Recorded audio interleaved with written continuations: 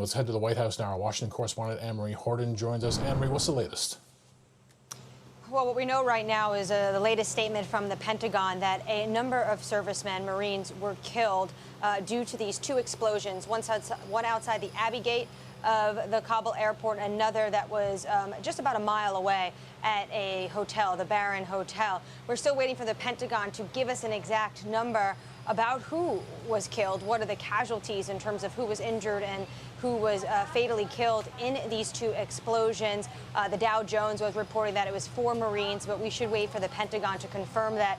And of course, as we see this unfold and we're trying to figure out from officials what exactly is going on, the human toll, we can of course not forget. This is a terrible tragedy given these 4 potentially 4, what the Pentagon says, a number of servicemen.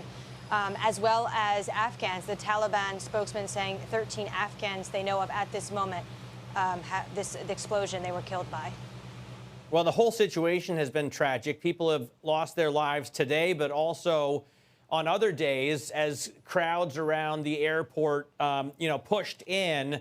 Last Friday, President Biden said, and I'll directly quote him here, "We made clear to the Taliban that any attack on our forces or disruption of our operations at the airport will be met with swift and forceful response." Now, I realize, and that's the end of the quote, I realize that this attack is being blamed on ISIS, but do we expect a statement from the president? We don't know yet. The president was in the Situation Room earlier this morning with the National Security Team. The entire agenda for the White House has been up in the air the day, a number of cancellation of one meeting. He was also supposed to meet with the Prime Minister of Israel. That, of course, is Naftali Bennett. You saw the Israeli journalists leave the White House, unsure if that meeting will even take place. I imagine after we hear from the Pentagon exactly the numbers of what is going on at Kabul airport and the outskirts of the airport, that the president would likely want to address the American people. You know, he said on Tuesday the reason why he didn't want to extend that withdrawal past August 31st was because of security reasons, especially from the likes of ISIS-K.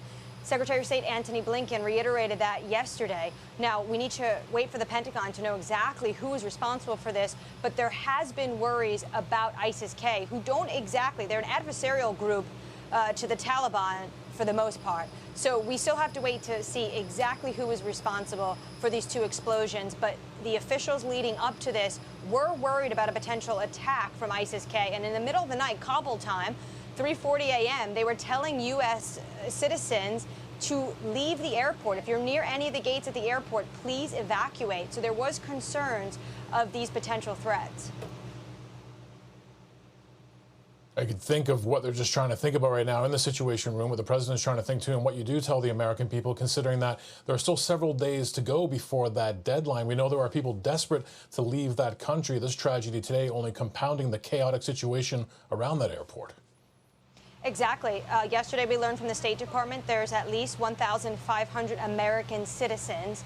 Now, he said these are blue passport holders. What about those remainders that have green cards or right to access the United States? And then on top of that, you throw in the thousands of Afghans, translators, cleaners. These are individuals who worked alongside America for 2 decades in America's longest war in Afghanistan.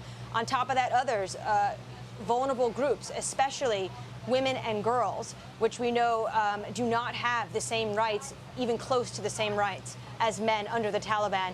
These are individuals that were hoping to seek refuge in the United States or other Western countries around the world. And right now, flights are stopping because of this.